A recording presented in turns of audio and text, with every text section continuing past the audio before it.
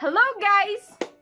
At first, let me give you a short overview of curricular reforms in teacher education. Since we are preparing to be an educator, we should know and understand the curricular reforms. Okay, so we have outcome-based education or the OBE. Are you familiar with OBE? What is OBE? It actually became the fundamental philosophy of higher education in the Philippines lately.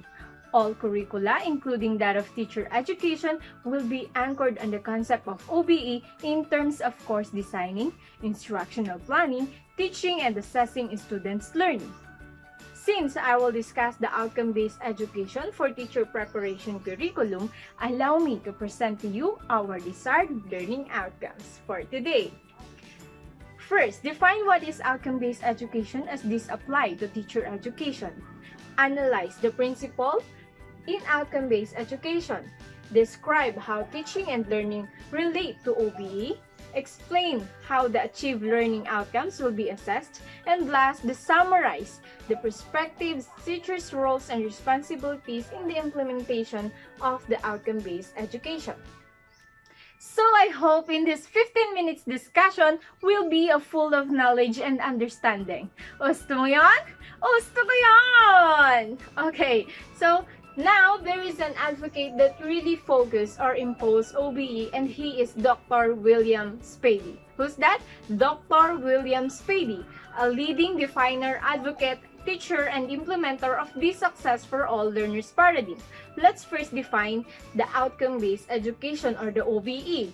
According to Spady 1994, OBE is clearly focusing and organizing everything in the educational system around the essential for all the students to do successfully at the end of their learning experiences. It starts with a clear picture of what is important for students to be able to do, then organizing the curriculum, instruction, and assessment to make sure that learning happens. Outcome-based education is about preparing students for life, not simply getting them ready for college or employment. Outcome is culminating demonstration of learning wherein the outcomes occur at the end.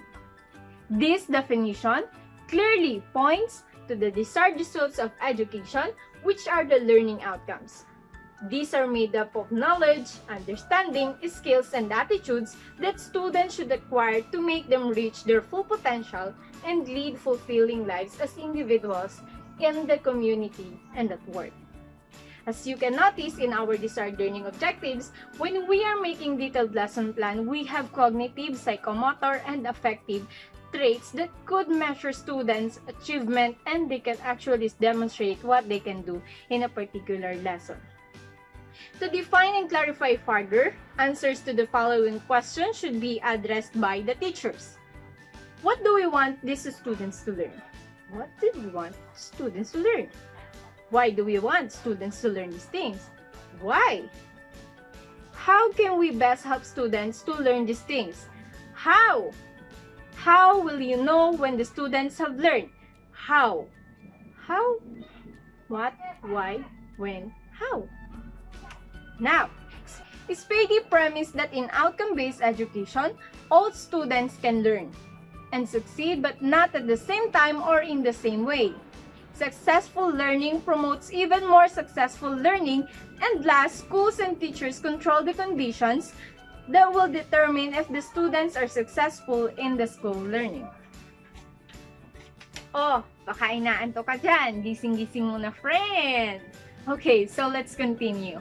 In order to comply with the three premises of William Spady, 4 essential principles should be followed in either planning instruction, teaching, and assessing learning. So, for our principle number 1, clarity of focus. A clear focus on what teachers want students to learn is the primary principles in OBE. Teachers should bear in mind that the outcome of teaching is learning. To achieve this, teachers and students should have a clear picture in mind of what knowledge, skills, values must be achieved at the end of teaching learning process. This is like looking straight ahead so that the target will be reached. Dapat alam mo na ang goal mo, hindi lang nangangapa. We should know or be aware of what knowledge, skills, and values to be achieved before we take the lesson. Where will we find that? in the learning objectives that already have in our lesson plan. Okay, principle number 2. Designing backwards. This principle is related to the first. At the beginning of a curriculum, the learning outcome should be clearly defined. What to achieve at the end of formal schooling is determined as beginning. Decisions are always traced back to desired results. This means that planning, implementing, or teaching and assessing should be connected to the outcomes. So, we already know what we want in the end. Alam mo na kung ano dapat ang ending nyo. Now, what we are going to do, of course, relate everything to your result. Alam nga namang gusto mong kumain pero hindi ka nagsaing. The process should be connected or related in reaching your desired learning outcomes for the students. As you remember in our previous lessons in PROF Ed subjects, our instructors always tells us that learning objectives dapat kailangan connected yan sa mga activities nyo. Either seat works, even motivations. Dapat from your activities or discussion na ma-achieve nyo na dun pa lang yung ating desired learning outcomes. Okay, principle number 3, high expectations. Establishing high expectations, challenging standards of performance will encourage students to learn better. This is linked to the premise that successful learning promotes more successful learning as mentioned by Spady in 1994. This is parallel to Thorndike's law of effect, which says that success reinforces learning, motivates, builds confidence, and encourages learner to do better. Let's say rubrics. For example, we set the standards through rubrics. Students will be aware of that standards, and from that, they will actually exert effort just to achieve that standard. Yun na yung mismong babasahin nila na, ito pala yung mga kailangan kong gawin. And from your high expectation, they will match it. And then magugulat ka na lang, kaya nga nila. And sometimes, they even exceed expectations. Magtiwala lang tayo sa ating estudyante na kaya nila. Principle number 4. Expanded opportunities. In OBE, all students are expected to excel. Hence, equal expanded opportunities should be provided.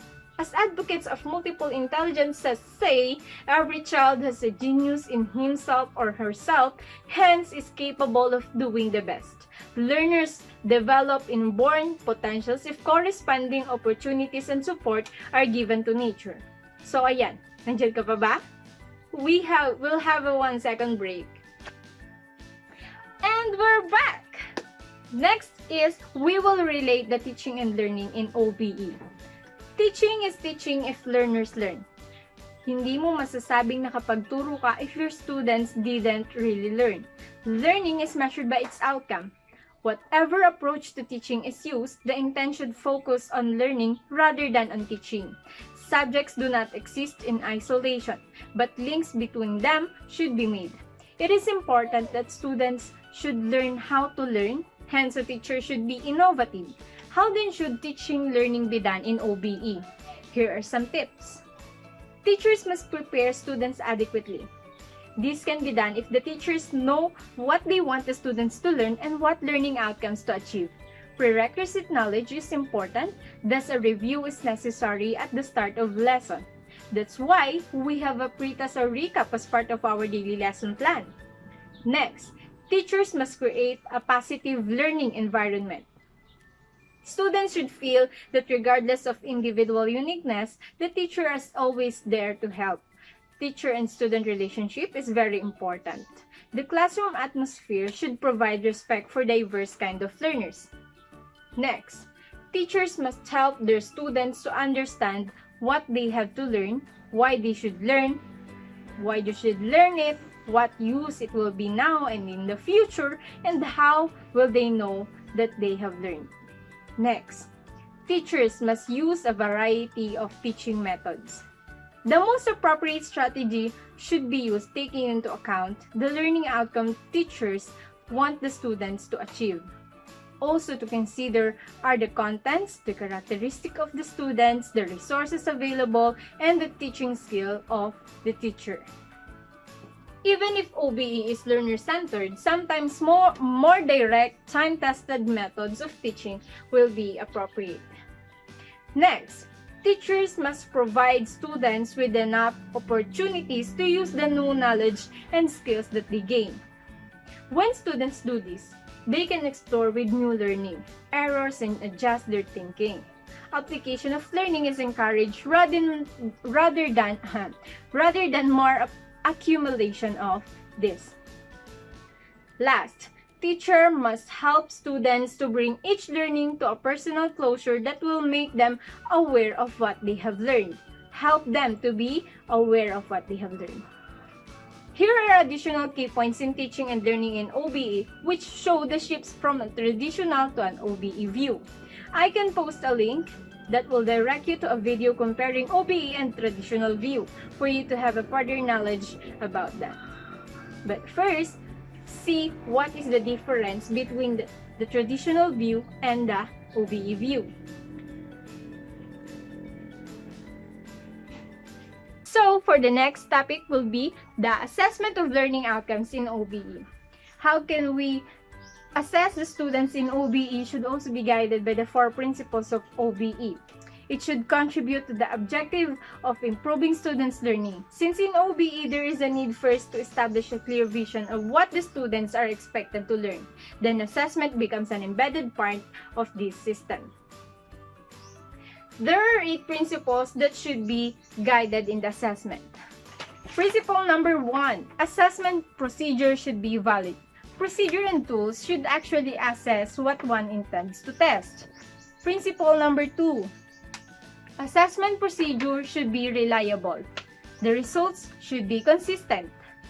Number 3, assessment procedure should be fair. Cultural background and other factors should not influence assessment procedure.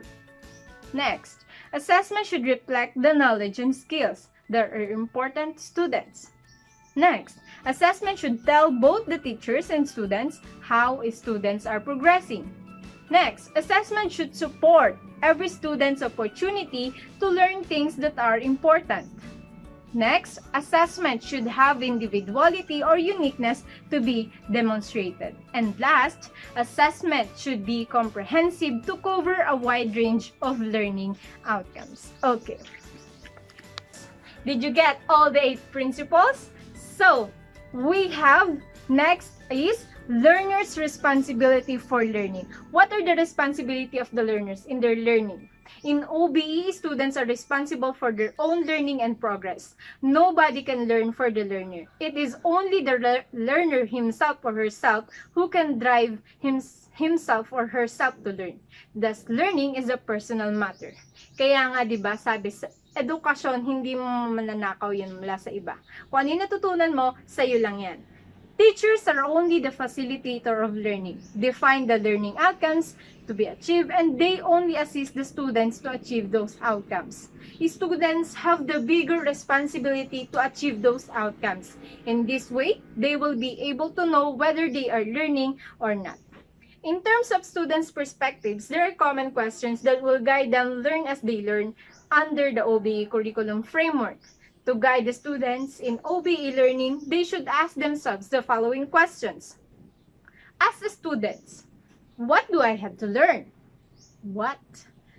Why do I have to learn it?